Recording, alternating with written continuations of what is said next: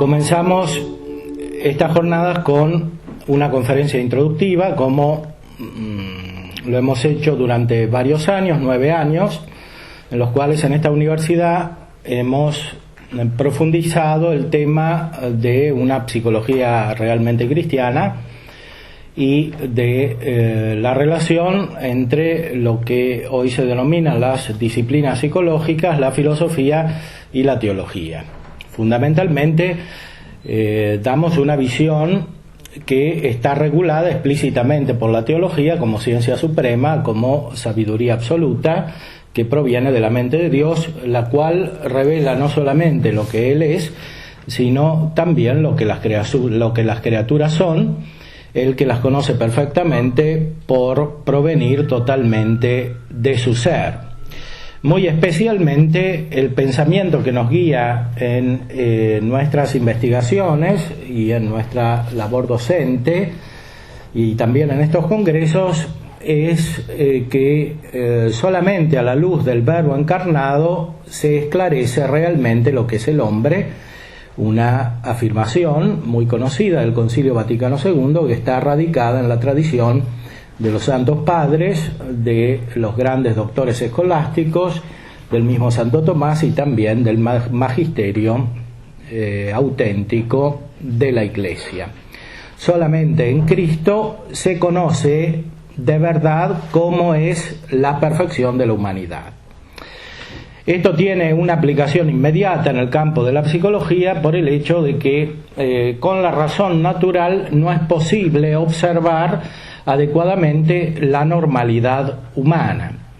Muchas veces hemos hecho referencia a una frase importante de la encíclica Veritatis Splendor de Juan Pablo II, que trata acerca de la moral, en la cual se expresa que la normalidad empírica no coincide con la verdadera normalidad humana, porque la normalidad empírica, o sea, la que está constatada o constatable por parte de observaciones empiriológicas, está condicionada por la situación de pecado original o de pecado personal o de pecado colectivo en la cual incurre la humanidad. Solamente con la gracia de Cristo es posible la restauración de la naturaleza humana, es decir, recuperar aquel estado de naturaleza íntegra en el cual ha sido creado el hombre por Dios, en el cual vivía el primer hombre, la primera mujer, antes del pecado original. Una verdad antropológica y ética fundamental que guía nuestro pensamiento es la siguiente: no es posible, como enseña Santo Tomás en la cuestión 109 de la Prima Secunde de su obra capital, la Suma de Teología, no es posible cumplir en su integridad los preceptos de la ley natural sin la gracia santificante. En esto Santo Tomás sigue la tradición de los padres y muy especialmente de San Agustín, el gran doctor de la gracia. No es posible cumplir todos los preceptos de la ley natural sin la gracia santificante. Dicho de otra manera, no se puede ser hombre bueno en todos los aspectos, en la totalidad de la persona, sin la gracia de Dios. Y no se puede tener la gracia de Dios sin la fe, que es la fe en Cristo y la fe en la Santísima Trinidad. Este es el principio regulador de toda nuestra reflexión acerca del hombre. Por supuesto que existen elementos filosóficos que tienen su propio nivel racional. La filosofía es una ciencia racional, estudia al hombre como un objeto de estudio científico a la luz de las fuerzas de la razón humana, sin la ayuda de la revelación. Las nociones filosóficas, sin embargo, son necesarias para acceder adecuadamente, plenamente, a la luz que está contenida en la revelación divina. Y esto por un principio capital que Santo Tomás explica muy bien y que nos hace introducir ya en la condición propia del psicólogo, que, como hemos recordado muchas veces a lo largo de nuestras investigaciones en estas jornadas, necesita ser humilde. La psicología es por excelencia una tarea en la cual es necesaria la humildad ante el misterio presente en la persona humana, que tiene su raíz última en el misterio divino. No se puede ser psicólogo sin la humildad, y no se puede acceder a la revelación sin la humildad y por lo tanto sin la filosofía. El uso de la filosofía para acceder a la revelación significa fundamentalmente que la razón humana es demasiado débil para captar directamente la luz divina. Y por eso esa luz tiene que ser alcanzada al nivel propio de la razón humana, aunque esta razón humana se halle elevada por la fe. Las nociones y los conceptos filosóficos permiten a la mente humana acercarse proporcionadamente a la revelación, es decir, con humildad a la revelación, sin la pretensión de intuir directamente aquello que corresponde solamente a la mente de Dios infinita. Por este motivo, en una perspectiva integral acerca del hombre, en una perspectiva de profundización psicológica, auténtica y total de la persona humana, es necesario que hagamos recurso a las verdades filosóficas con mucha precisión. Por otro lado, hay observaciones empíricas que surgen del conocimiento de los hechos particulares, de los hechos humanos, de incluso las percepciones subjetivas de las personas que difieren recíprocamente. Estas percepciones son también objeto de estudio científico porque la inteligencia humana alcanza directamente lo universal, como enseñaba Aristóteles, pero unida con los sentidos alcanza también lo particular. Y esto vale muy especialmente en el caso de la persona humana, que es sustancia particular por excelencia.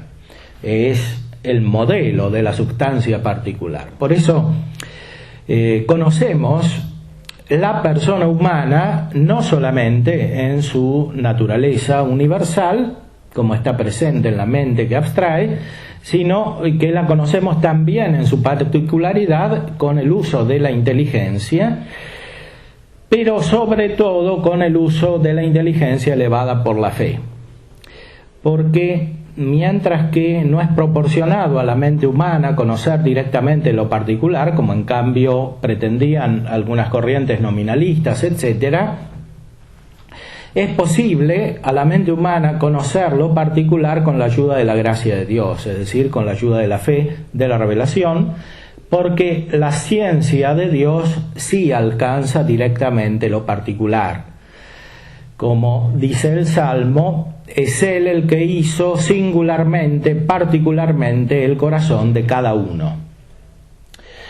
Por eso Dios conoce el corazón de cada uno, Dios conoce cada persona, conoce todas las circunstancias, cuando me siento, cuando me levanto, cuando me alzo, cuando me acuesto, como dice también el Salmo. Dios conoce particularmente cada persona.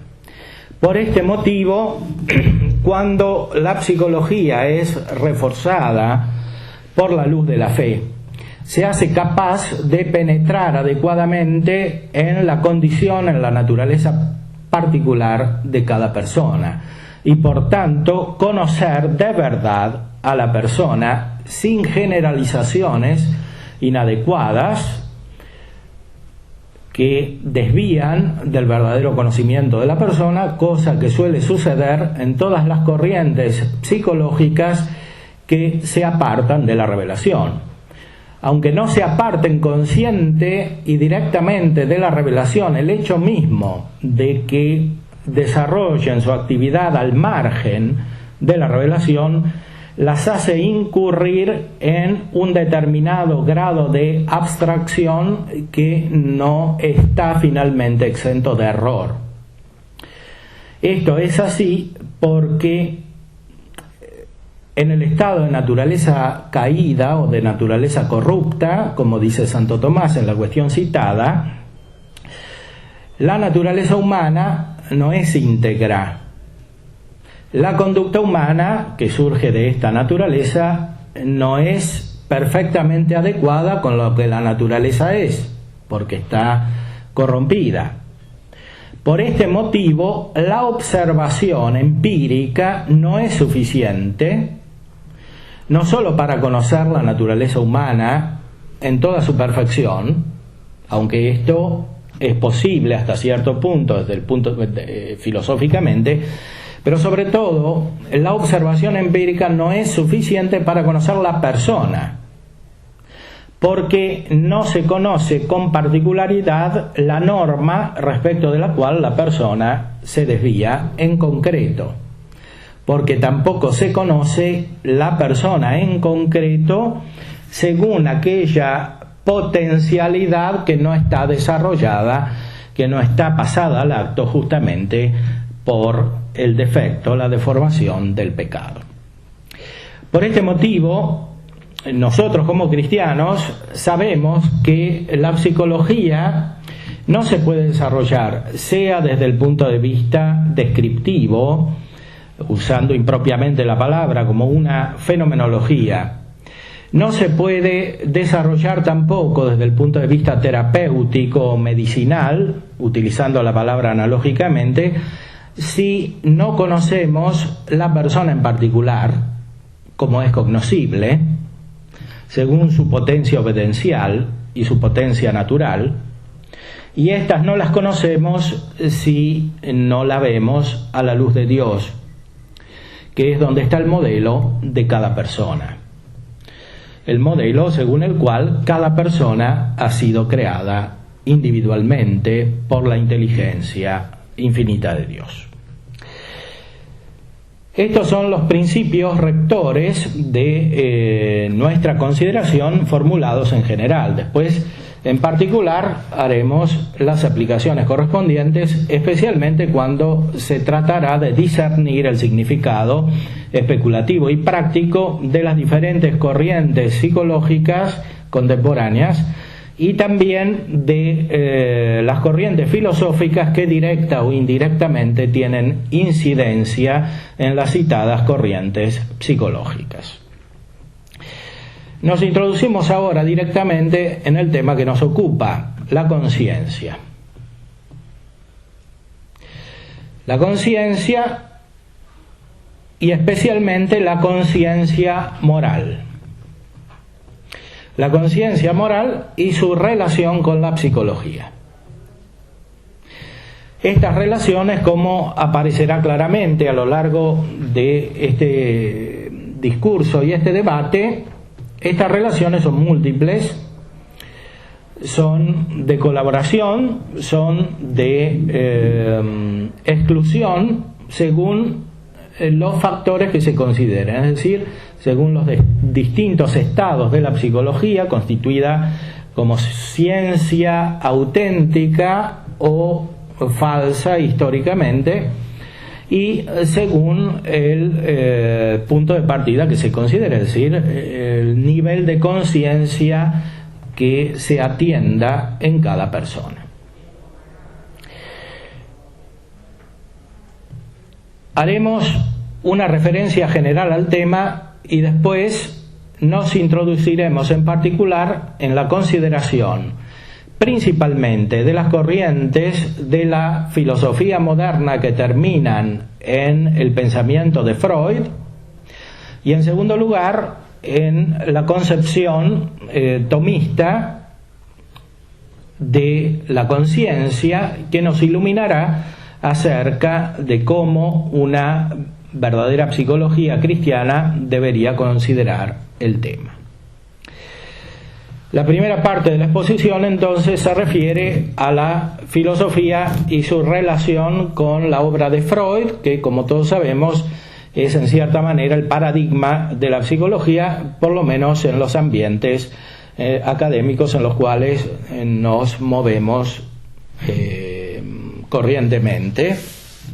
En nuestros países, sobre todo en los países latinos, la corriente psicológica freudiana, el psicoanálisis, con todas sus derivaciones, suele tener la preponderancia, o por lo menos es vista metodológicamente como punto de referencia de lo que debería ser una psicología.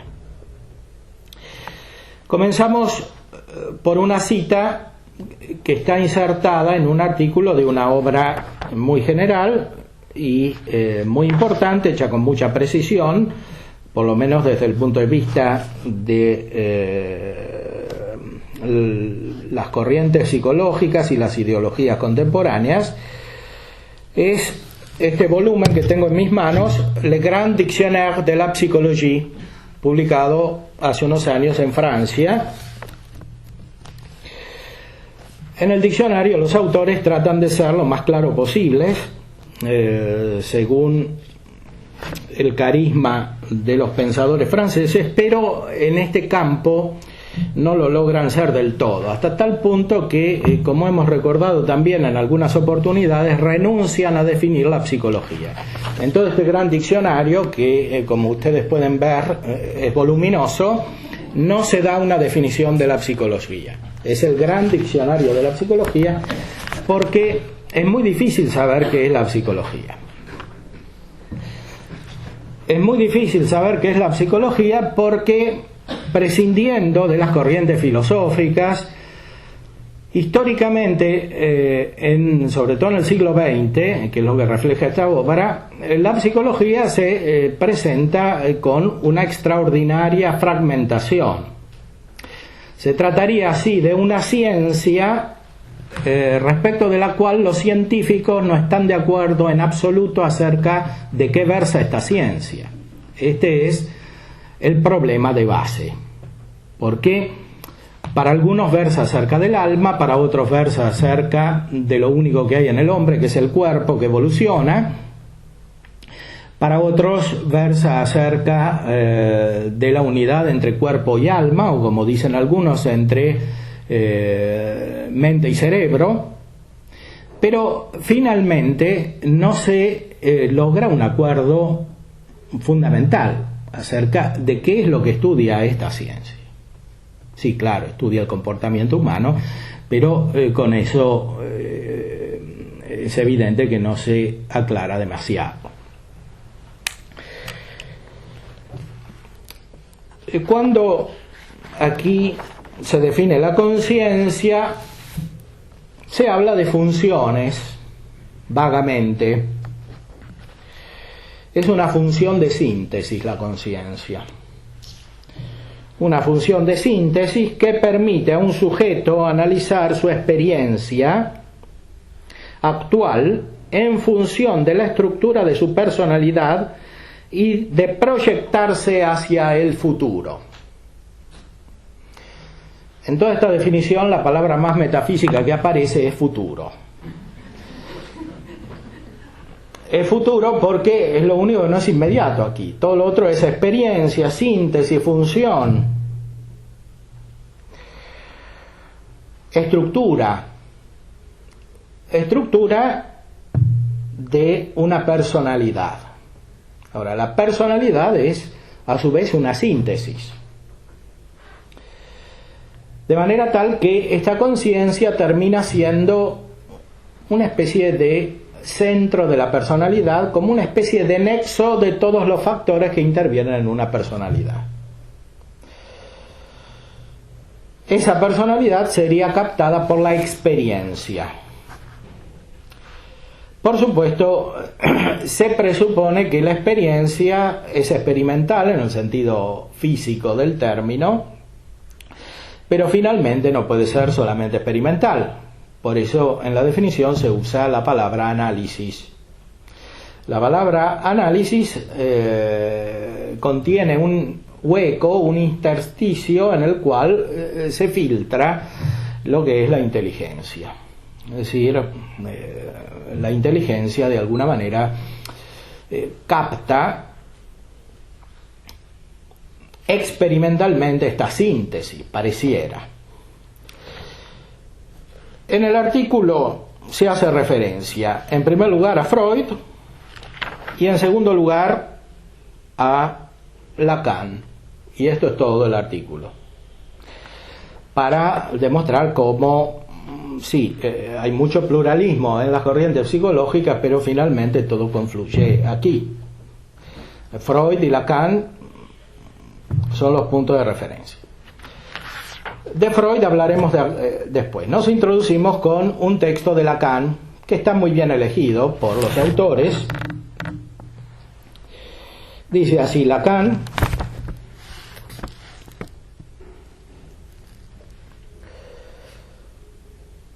su experiencia impone a Freud refundir la estructura del sujeto humano descentrándola en relación al yo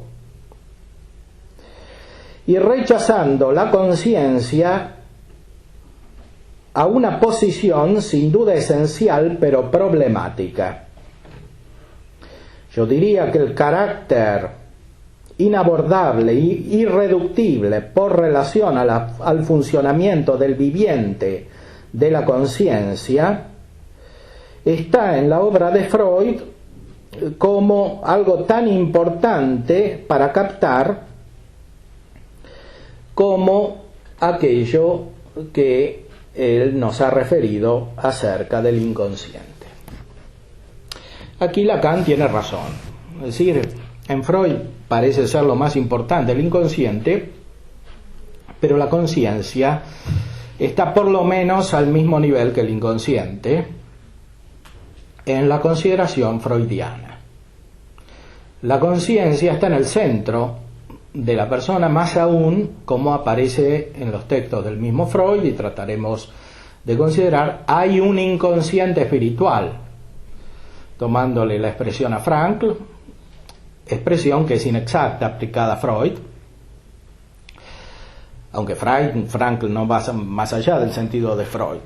Es un inconsciente que corresponde a la conciencia, aunque parezca una contradicción, y en cierto sentido es una contradicción, se trata de lo fundamental del inconsciente. Hay algo detrás de lo fundamental de la conciencia. Hay algo detrás de la conciencia que no aparece inmediatamente, pero que tiene que hacerse consciente. Cuando Freud, más allá del principio del placer, dice reiteradamente que lo propio del psicoanálisis es hacer consciente lo inconsciente, no se está refiriendo simplemente a la inconsciencia del nivel del ello o de la libido, sino que se está refiriendo a esta conciencia de tipo, entre comillas, espiritual o más propiamente racional. Hay un inconsciente racional que tiene que aparecer. Y eso es lo que busca fundamentalmente el psicoanálisis, más allá de que la conciencia misma sea concebida como una fuerza en contraposición con otras fuerzas en el desarrollo del orgánico, que finalmente termina en lo inorgánico, porque la meta de toda vida es la muerte, que es el estado originario. Es decir, todo comienza por lo inorgánico y termina también en lo inorgánico. La conciencia sería una especie de epifanía de fuerzas contrapuestas en una determinada función que, como expresan los autores posteriores, es una función sintética. Es una función de nexo entre diferentes fuerzas que están en conflicto recíprocamente. Conflicto que es esencial a la vida. Lucha, choque que es esencial a la vida, sin el cual la vida desaparece y termina en lo inorgánico mismo.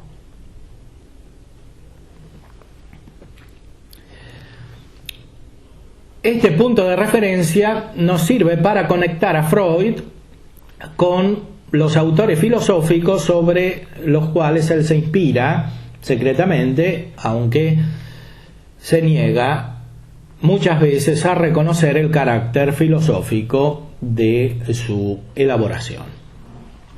Freud se conecta directamente con los autores principales de la filosofía moderna. Es decir, se conecta con Nietzsche, se conecta con Schopenhauer, pero se conecta sobre todo con Hegel, con Kant e indirectamente con Descartes, que son los grandes autores que han introducido el tema de la centralidad de la conciencia en la filosofía y en la cultura modernas. Vamos a pasar ahora a hacer un recorrido de esta instancia a la cual he aludido, es decir, el camino que lleva de la filosofía moderna a la concepción freudiana. Para eso nos sirve como punto de referencia un libro que en su momento fue muy conocido, un libro de Herbert Marcuse, Eros y civilización.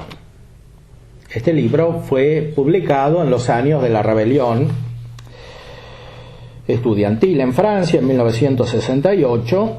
Era uno de los autores principales que tenía como punto de referencia toda esta corriente, y en Marcuse aparece con mucha lucidez la unión entre los factores psicológicos y filosóficos de la cultura moderna. Muy especialmente describe Marcuse el proceso que lleva desde los autores de la filosofía moderna hasta la psicología de Freud.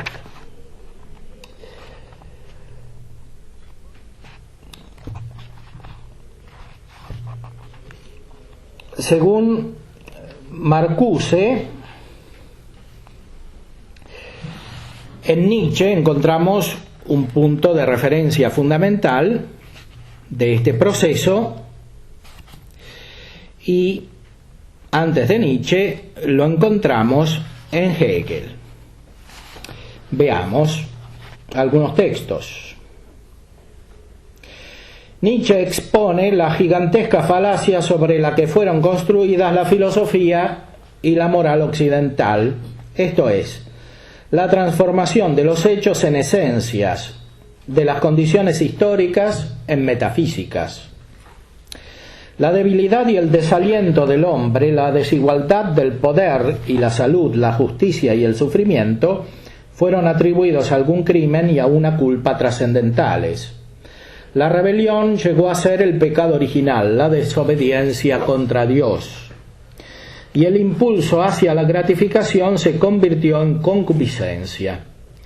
Más aún, toda esta serie de falacias culminaron con la deificación del tiempo, porque en el mundo empírico todo está pasando, el hombre es en su misma esencia un ser finito, y la muerte está en la misma esencia de la vida. Solo los altos valores son eternos y por tanto reales, el hombre interior, la fe y el amor, que no pide y no desea. Trata de describir así la esencia de la cultura occidental. La esencia de la cultura occidental es fundamentalmente la concepción de San Agustín. Lo que está describiendo aquí es el resto de la presencia de la teología de San Agustín en la construcción de la cultura occidental. Es decir, esta cultura se basa sobre la capacidad de la razón para captar esencias, para captar realidades metafísicas. Esta capacidad de la razón es solidaria de la captación del mal, y la captación del mal lleva a la postulación de un pecado original. Esto es la estructura fundante de la cultura occidental. Según Herbert Marcuse, esta estructura fundante, que Heidegger denomina ontoteología y otros autores de otra manera y tratan de deconstruirla, esta estructura fundante fue minada en su raíz por el pensamiento de Nietzsche. Nietzsche es el que comenzó la revolución cultural en la cual estamos inmersos en la actualidad. Por eso continúa el autor Marcuse. El intento de Nietzsche de revelar las raíces históricas de estas transformaciones elucida su doble función: pacificar, compensar y justificar a los que no tienen privilegios en la tierra, y proteger a aquellos que les impiden tenerlos y los obligan a permanecer sin ellos. El logro de este propósito envuelve a los amos y a los esclavos, a los que gobiernan y a los gobernados, en la expansión de la represión productiva que ha hecho avanzar a la civilización occidental a niveles de eficacia más altos. Sin embargo, la creciente eficacia envuelve la creciente degeneración de los instintos de la vida, la decadencia del hombre. Aquí el punto de referencia filosófico es en primer lugar Heidegger, pero más allá de Heidegger es Marx. La civilización contemporánea produce la desigualdad social, y esta desigualdad implica la opresión de unos sobre otros, de los amos sobre los esclavos, utilizando la expresión de Hegel. La crítica de Nietzsche se distingue de toda psicología social académica por la posición desde la cual es emprendida. Nietzsche habla en nombre de un principio de la realidad fundamentalmente antagónico del de la civilización occidental. La forma tradicional de la razón es rechazada sobre la base de la experiencia del ser como un fin en sí mismo, como goce y placer. Aquí Marcuse descubre lo que está implícito en Freud, porque todo este camino termina en Freud, dice Marcuse. En Freud está implícito lo que dijo Nietzsche, y Nietzsche expresó que detrás de la razón está el goce, reprimido por la razón, está el deseo o la concupiscencia, vista como mal por el cristianismo y por San Agustín. De lo que se trata en esta revolución es de invertir la prevalencia de la metafísica sobre esta psicología del goce. Es poner la psicología del goce por encima de la metafísica. Esto es solidario de una transformación social entendida en el sentido marxista.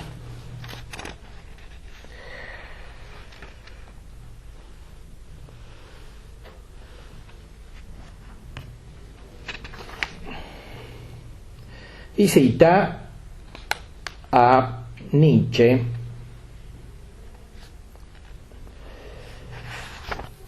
Todas las cosas pasan, todas las cosas vuelven, eternamente gira la rueda del ser. Todas las cosas mueren, todas las cosas florecen otra vez, eterno es el año del ser. Todas las cosas se rompen, todas las cosas son unidas de nuevo. Eternamente la casa del ser se construye igual a sí misma. Todas las cosas se van, todas las cosas se dan la bienvenida una a la otra de nuevo. Eternamente la rueda del ser mora en sí misma. En cada hora el ser empieza. Cada aquí gira la esfera de la I en redondo. El centro está en todas partes. El camino de la eternidad está determinado. Esta concepción de Nietzsche pretende retornar explícitamente a la concepción griega antigua, anterior a la superación del eterno retorno por parte del cristianismo. Hace referencia a una imagen presente en todo tipo de pensamiento de carácter gnóstico, es decir, el eterno retorno, el círculo que se encierra sobre sí mismo. El ser es un eterno devenir, una eterna transformación, un eterno comenzar, un eterno desaparecer. Como dice Hegel, la hora del nacimiento de las cosas finitas es la hora de su muerte.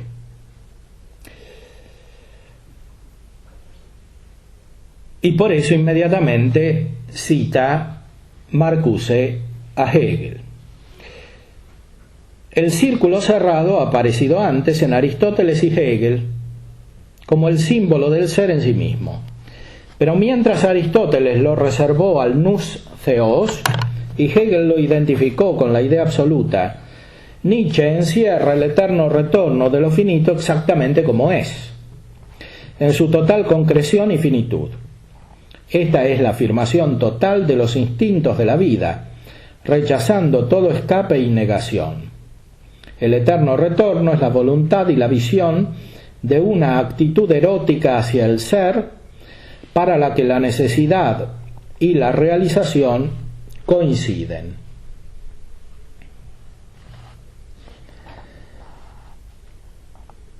Y cita un aforismo nietzscheano: escudo de la necesidad, cúspide estelar del ser, tocado por el deseo y sin mancha de ningún no, eterno sí del ser, te afirmo eternamente porque te amo, eternidad. La eternidad, desde hace mucho, el último consuelo de una existencia enajenada, ha sido convertida en un instrumento de la represión, mediante su relegación a un mundo trascendental, un premio irreal para el sufrimiento real. Aquí la eternidad es reclamada para la hermosa tierra. Esta es la revolución de Nietzsche, es decir, convertir la metafísica en terrenal, convertir el cielo de Dios en el goce de esta tierra que se cierra sobre sí mismo, retornando permanentemente sobre sí mismo por el deseo. El eco de este pensamiento se reflejará en los autores principales de la psicología del siglo XX, los ya referidos Freud y Lacan, el cual habla muy insistentemente sobre este tema del deseo. Y así trata de explicar Marcuse cómo, superando la metafísica, Nietzsche ayuda a lograr un nuevo estado de la cultura occidental, un estado revolucionario de la cultura occidental. Para Nietzsche, la liberación depende de la reversión del sentido de culpa. La humanidad debe llegar a asociar la mala conciencia no con la afirmación, sino con la negación de los instintos de la vida. No con la rebelión contra sus ideales represivos, sino con su aceptación. Es decir, para Nietzsche hay que dar vuelta a la moral, como conocemos de los elementos fundamentales de este tipo de pensamiento. Continúa describiendo Marcuse: se ataca la ontología tradicional contra la concepción del ser en términos de logos, se levanta la concepción del ser en términos alógicos, la voluntad y el gozo. La contratendencia lucha por formular el propio logos, la lógica de la gratificación. Con esto se confirma la reversión de la visión metafísica que construyó toda la cultura occidental y sin la cual es ininteligible la culpa humana. Ahora, dice Nietzsche, retomado por Marcuse, expresando cómo esto lleva a la concepción freudiana, ahora es al revés. La culpa es no querer entregarse al goce en este mundo, y lo malo es este mundo de valores que existe solo en la abstracción, en el más allá.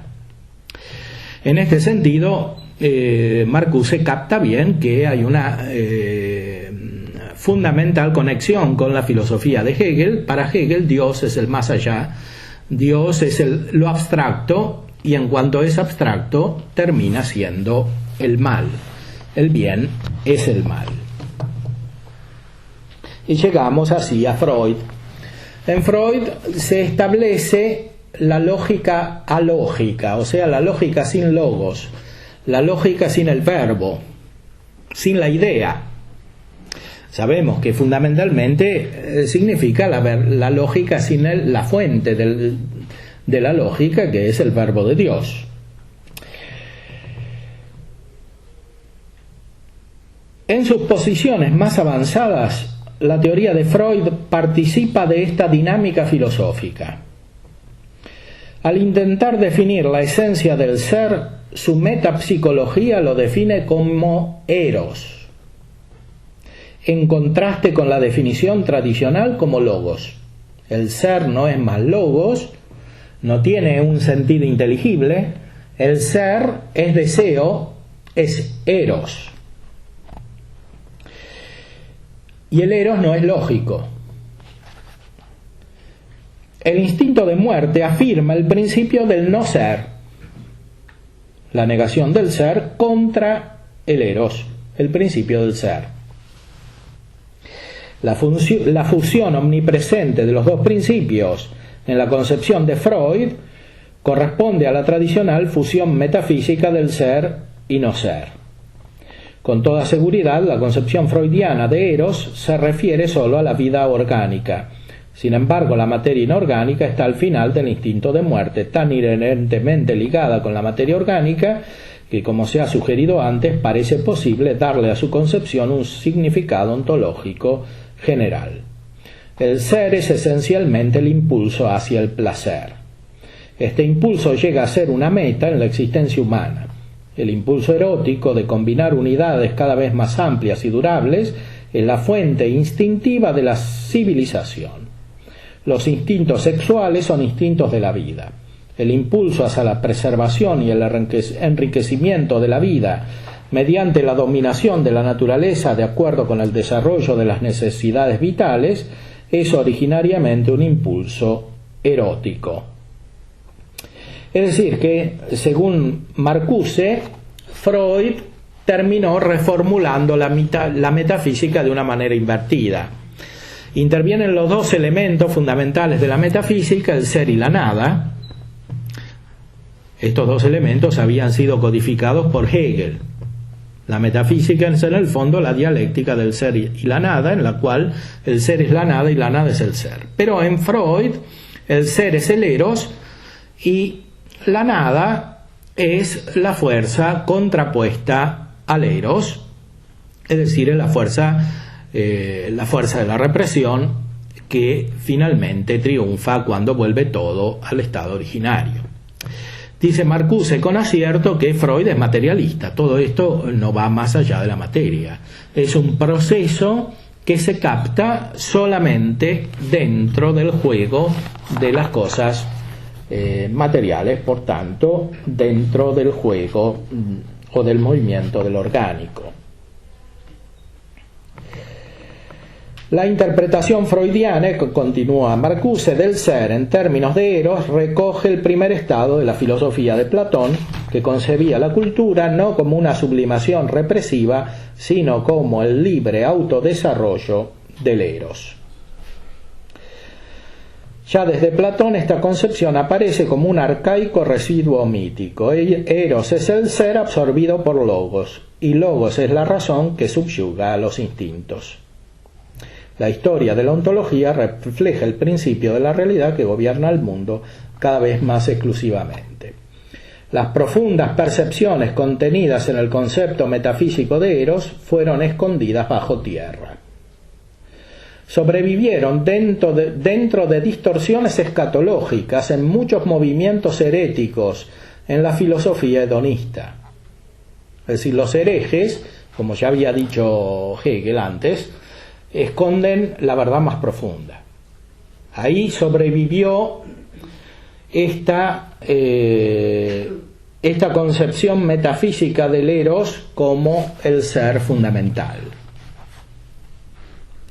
Su historia tiene que ser escrita todavía como la historia de la transformación de eros en agape. La propia teoría de Freud sigue la tendencia general. En su obra La racionalidad del principio de la realidad predominante supera las especulaciones metafísicas sobre Eros.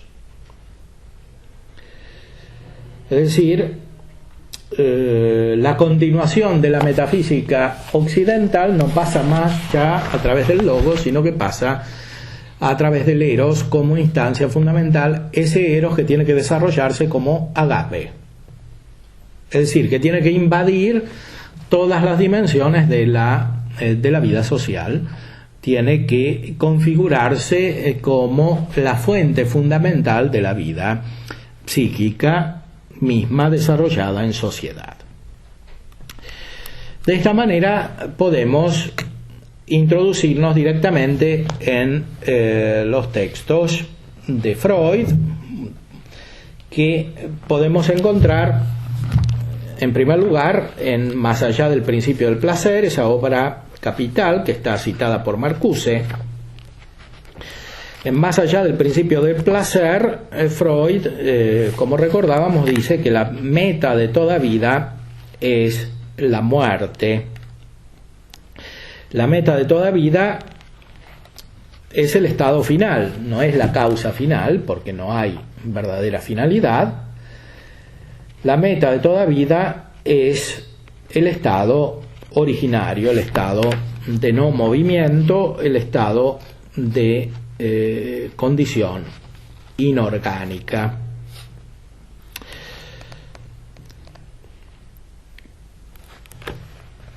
Hay una pulsación de la necesidad de reconstituir un estado anterior. La vida se constituye permanentemente de esta manera y la conciencia es un estado, por decir así, de esta pulsación, que a veces se llama también pulsión. Desde el principio hemos admitido en la pulsión sexual un componente sádico que, como ya sabemos, puede lograr una total independencia y dominar en calidad de perversión el total impulso sexual de la persona. Este componente sádico aparece asimismo como pulsión parcial dominante en las por mí denominadas organizaciones pregenitales, etc. La hipótesis más admisible es la de que este sadismo es realmente una pulsión de muerte, que fue expulsada del yo por influjo de la libido naciente, de modo que no aparece sino en el objeto.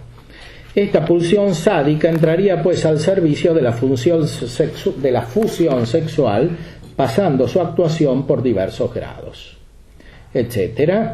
Y pone los grados del desarrollo sexual, para terminar mostrando cómo esta pulsión sádica, que corresponde al instinto de muerte, es la que constituye la racionalidad humana y por tanto fundamentalmente la conciencia. La conciencia no es sino una pulsión o el resultado de una pulsión contraria a el impulso fundamental de la vida.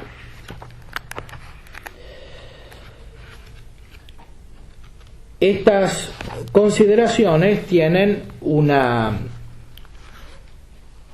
terminación, un desarrollo más amplio en un texto titulado El yo y el ello,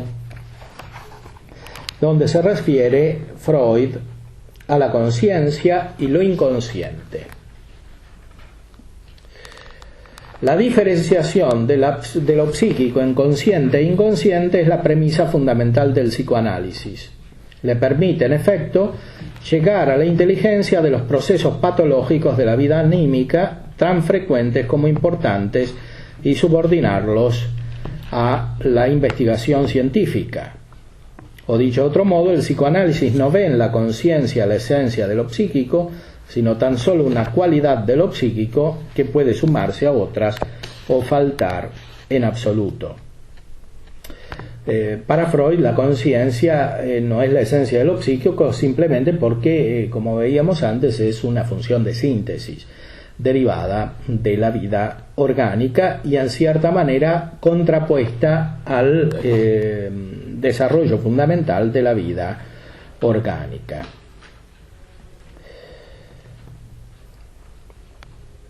Para la mayoría de las personas de cultura filosófica, la idea de un psiquismo no consciente resulta inconcebible y la rechazan, tachándola de absurda e ilógica. Freud quiere subrayar que detrás de la conciencia, que corresponde simplemente a la razón, hay una dimensión inconsciente que él pretende estudiar de una manera especial. Pero, como decía Lacan, no significa que para Freud el único nivel humano sea lo inconsciente, el nivel del eros que se desarrolla o del ello que aparece, sino que está constituido sea por la conciencia, sea por la inconsciencia. Más aún, es en cierta manera fundamental la conciencia respecto de la inconsciencia, porque hacer consciente lo inconsciente, como dijimos, se refiere fundamentalmente a la conciencia.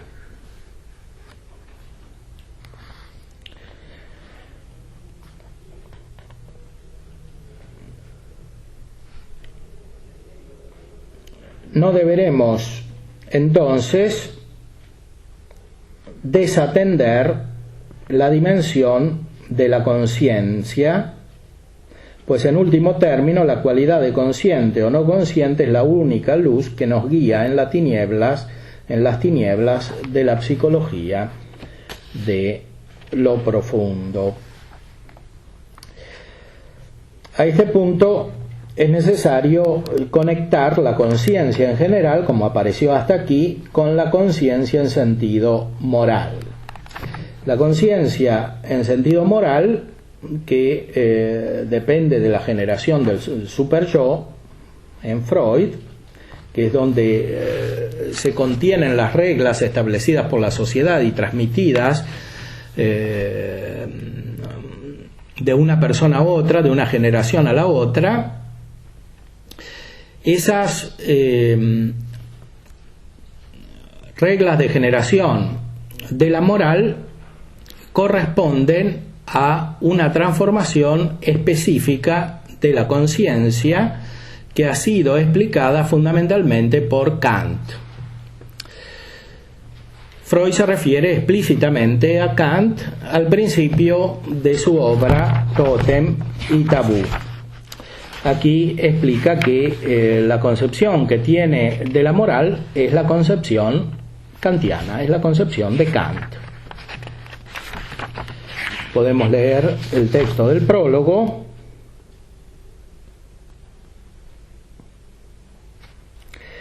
Los dos temas principales que dan nombre a este pequeño libro, el tótem y el tabú, no están tratados de igual manera. El análisis del tabú se presenta como un ensayo de solución acabado y cierto que agota el problema. La indagación sobre el totemismo se limita a declarar: he aquí lo que el abordaje psicoanalítico es capaz de abordar por el momento, a fin de esclarecer los problemas relativos al tótem.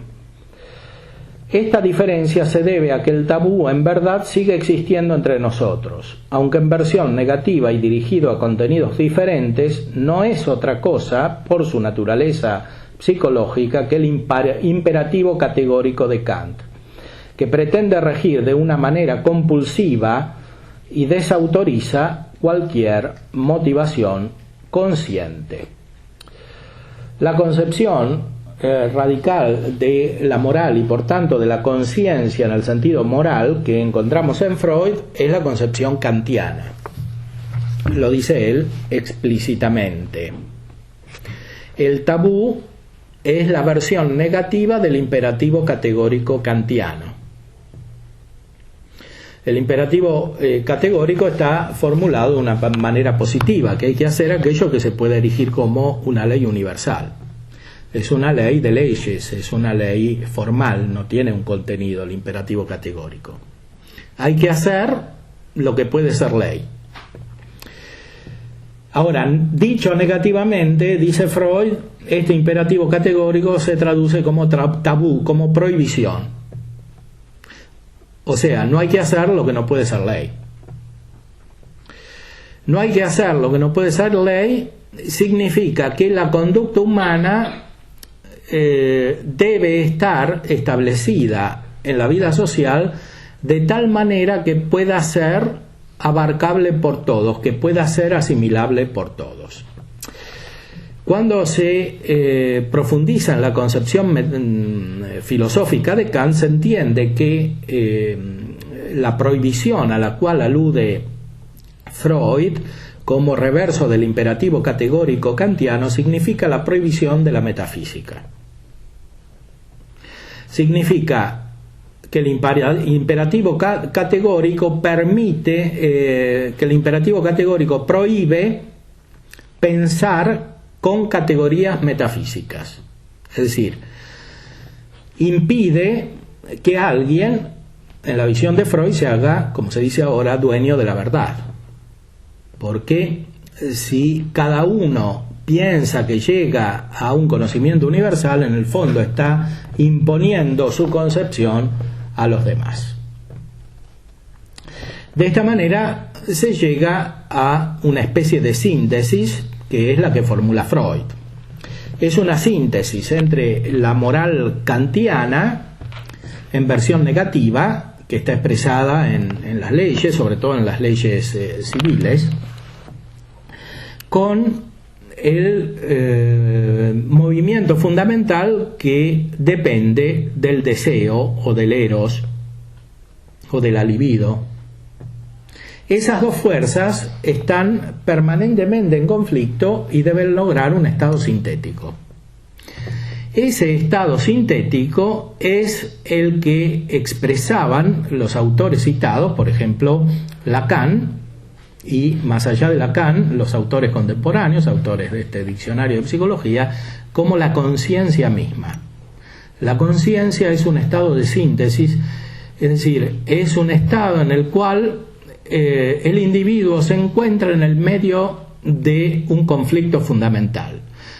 Ese conflicto fundamental lo atraviesa personalmente hasta tal punto que constituye su persona misma. La persona es conflicto y el centro de la persona es la conciencia de este conflicto. Y como la conciencia está contrapuesta a la inconsciencia, la persona misma deja de ser una sustancia para constituirse en un fenómeno fugaz y pasajero. La conciencia es simplemente un fragmento de persona que vaga por en medio de la realidad fluctuante en el conflicto, que se expresa como una conciencia que aparece y desaparece, una conciencia que es en primer lugar conciencia intelectual y que es en segundo lugar conciencia moral, porque esta conciencia es inseparable de una conducta en relación con los otros individuos. Para facilitar la comprensión y para facilitar también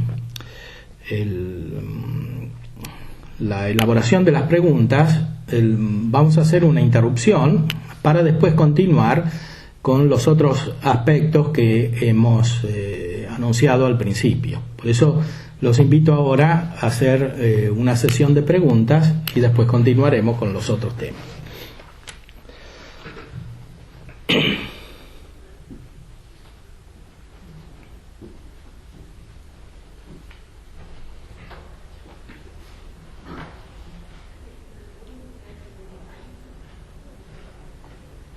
Tengo una pregunta.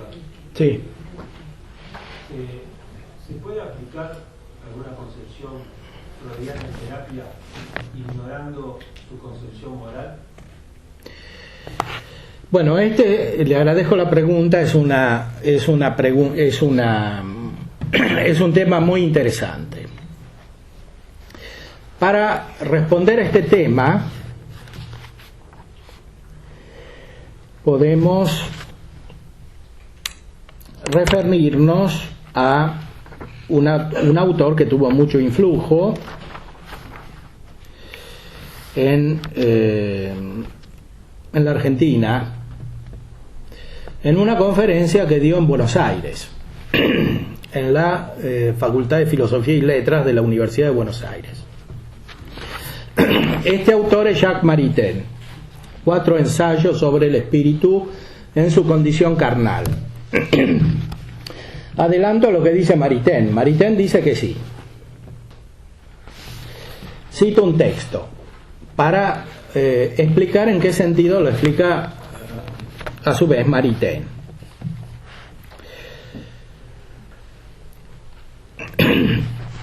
Dice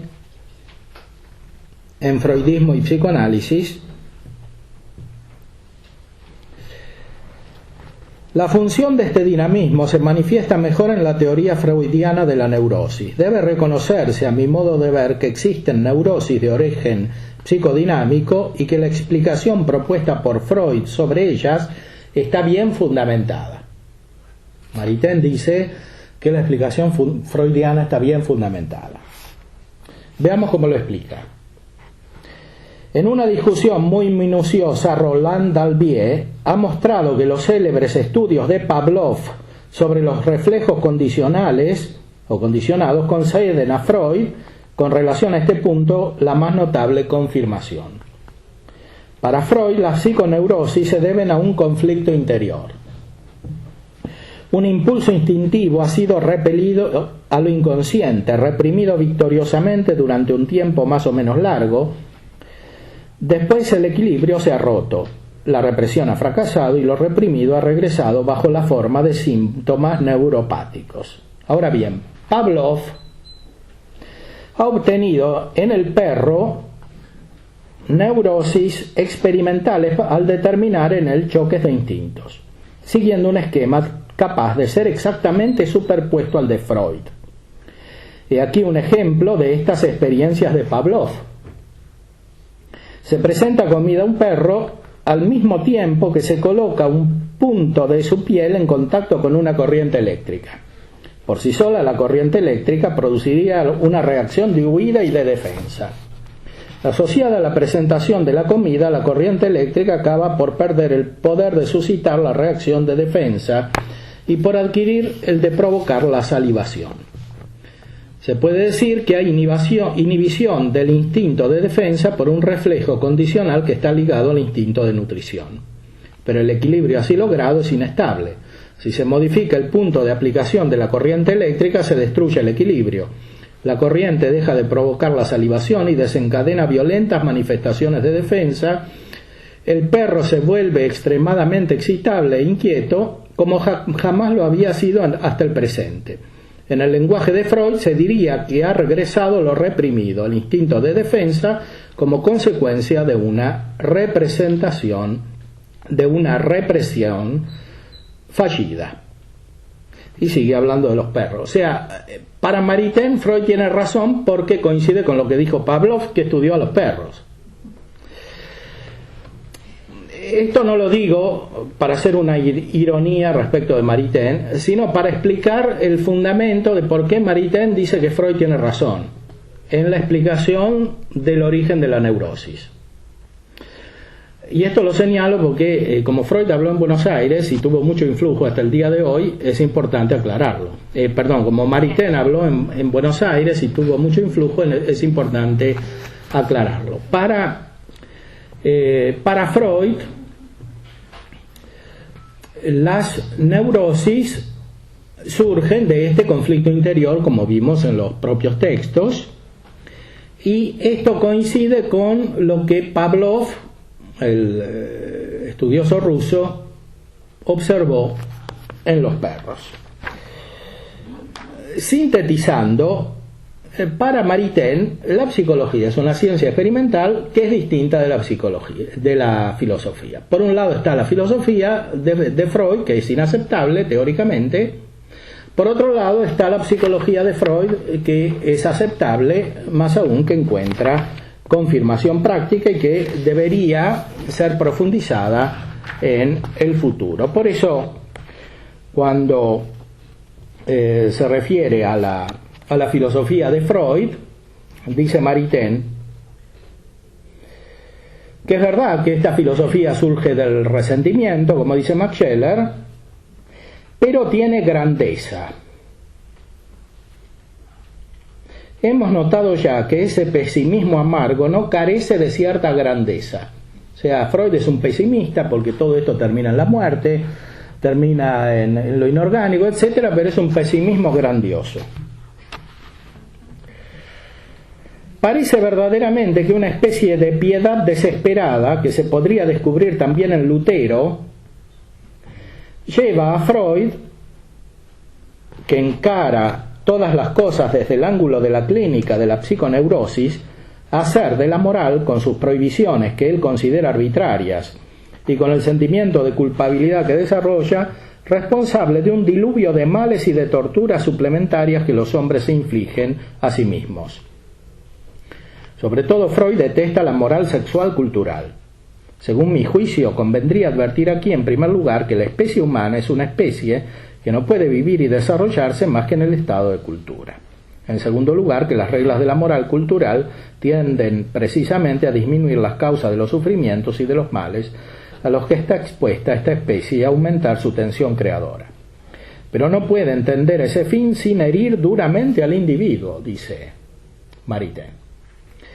¿De dónde se sigue que la moral se convierte para la humanidad en un yugo tan intolerable como es necesario desde el momento que el amor no viene a aliviar ese yugo?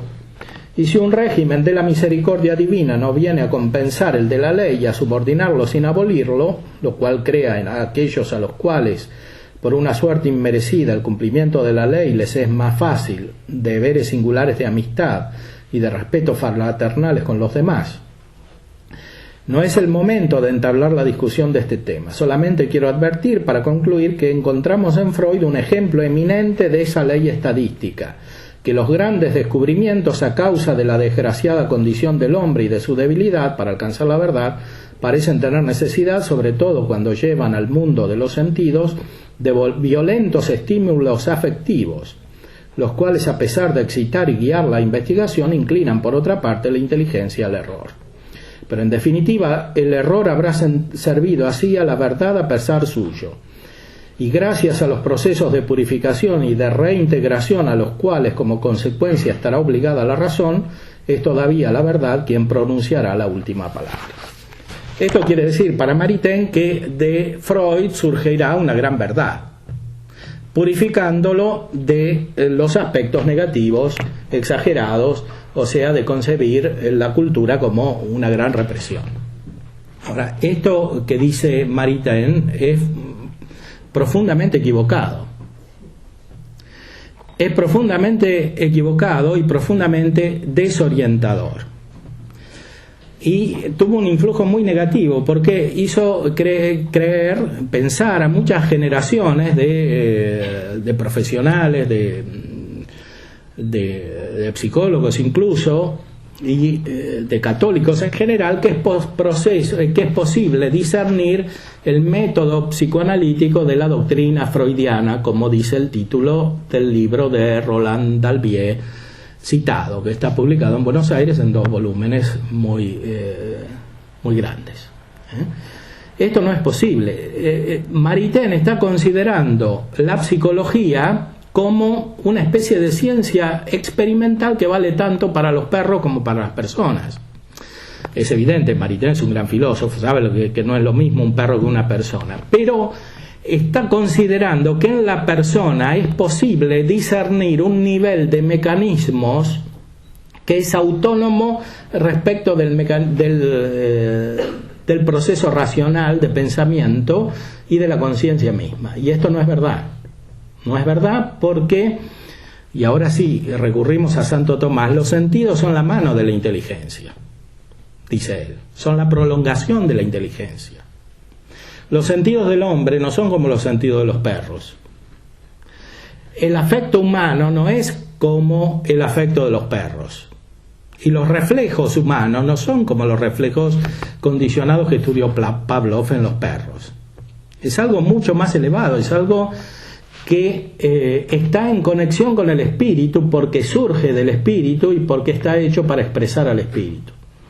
Y por eso, por más que en los perros se puedan experimentar conflictos por la observación, eso no vale absolutamente para los hombres, porque no dice el significado espiritual de los afectos y de las imágenes, que no es para nada autónomo, sino que depende esencialmente de la vida espiritual, en su raíz ontológica y en su funcionamiento operativo. Entonces, para resumir la respuesta, no es posible separar el método psicoanalítico de la doctrina freudiana, especialmente porque Freud entiende la conciencia en el sentido de la filosofía moderna, entiende la conciencia en el sentido de la filosofía de Kant, y para Kant la filosofía es el método, como para Hegel la filosofía es el método, porque la idea es el método. No se puede separar la filosofía moderna del método simplemente porque la filosofía es el método. Separar eso es simplemente no conocer la filosofía moderna y por tanto no entender a Freud, que es lo que le pasó a Maritain.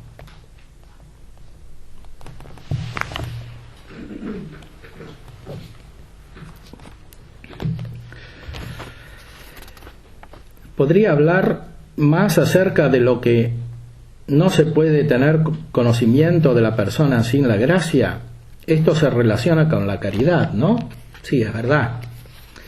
Hay una manera de conocer por connaturalidad, como expresa Aristóteles, Santo Tomás, y ese conocimiento por connaturalidad es fundamental en el orden sobrenatural, en el orden teológico. O sea, conocemos al otro en nosotros mismos, porque el amigo es un otro yo.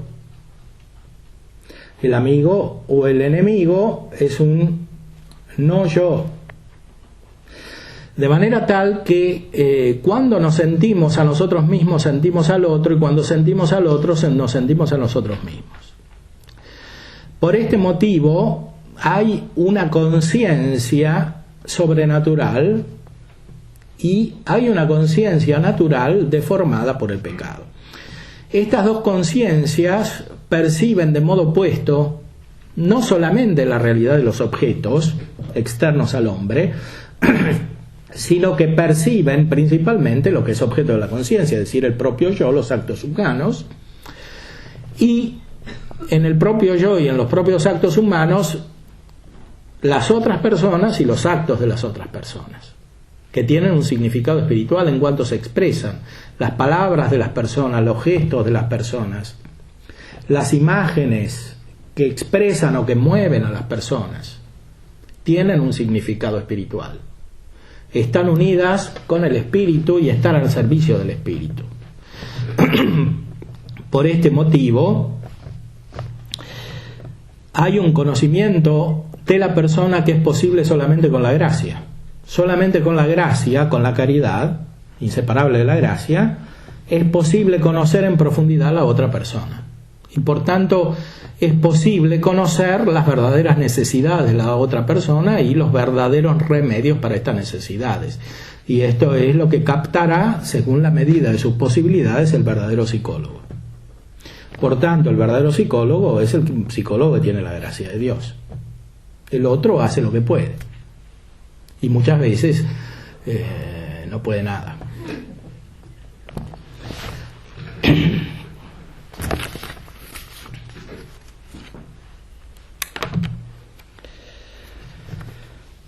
Esa disolución del ser de la que habla el autor francés en el impulso erótico y que, según entendí, sería parte del dinamismo del ser, puede tener relación con la falta de valoración de la materia redimida en la concepción cristiana.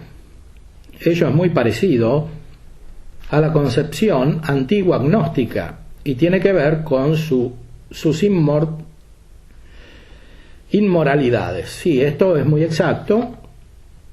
Ahora, lamentablemente, la semana próxima hay un congreso en San Juan sobre la identidad de Jesús en la época patrística. Ese congreso de San Juan está dominado por el pensamiento gnóstico.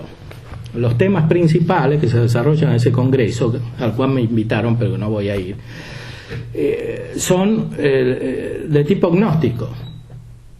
Por eso el gnosticismo está muy presente en nuestros días y está tomando una fuerza cada vez más profunda y se introduce incluso en las universidades católicas, lamentablemente. Y se refiere el Congreso nada menos que a la persona divina de Jesús. Y los principales que hablan ahí son judíos, gnósticos, etc. Entonces, sí, es muy importante este tema. Esta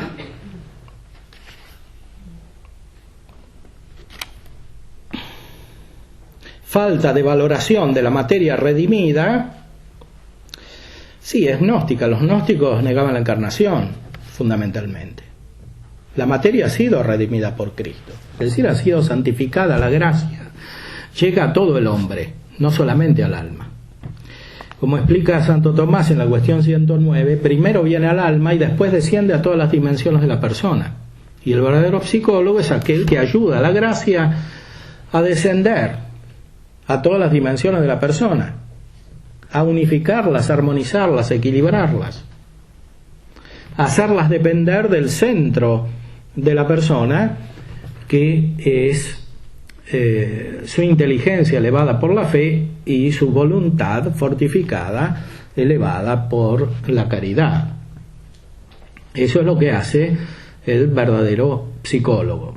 El otro considera a la persona como una lucha de fuerzas.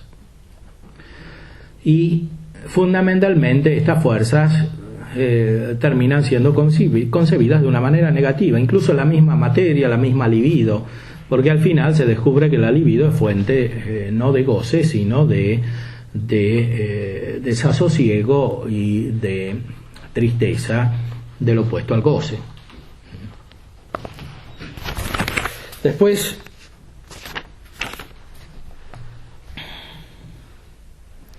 cuando Jesús habla de las cosas malas que salen del corazón, y por otra parte se habla de abrir a Dios el corazón y de la dureza del corazón, ¿sería eso la conciencia? Sí, eso es la conciencia entendida sobrenaturalmente y en toda su integridad.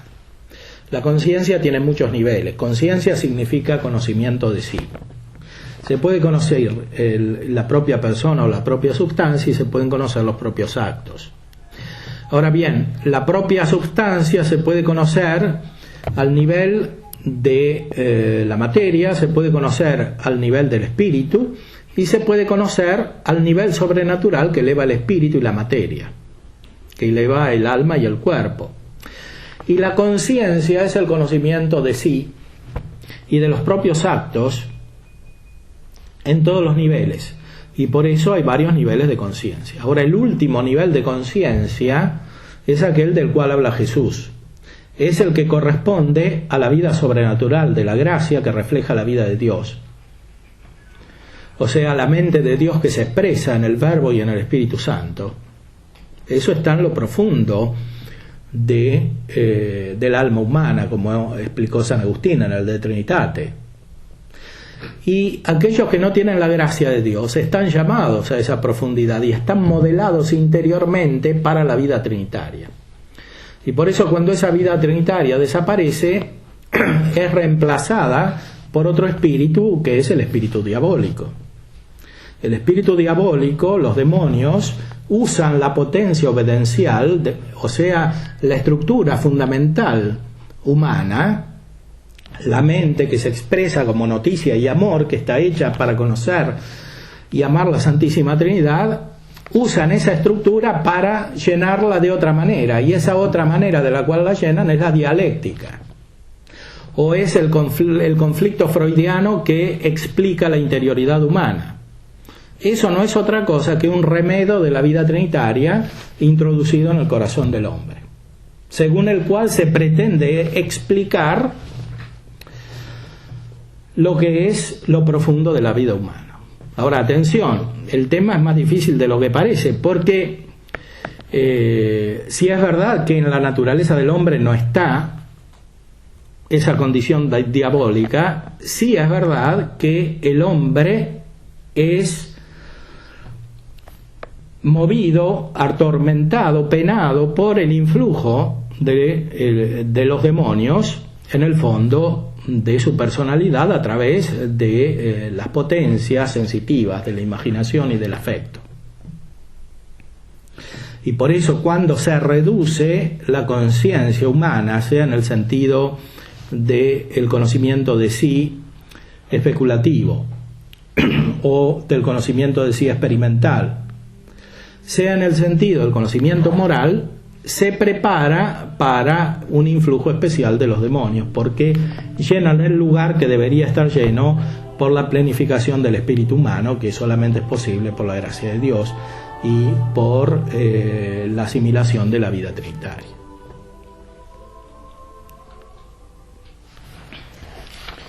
Muy bien, hacemos una pequeña interrupción.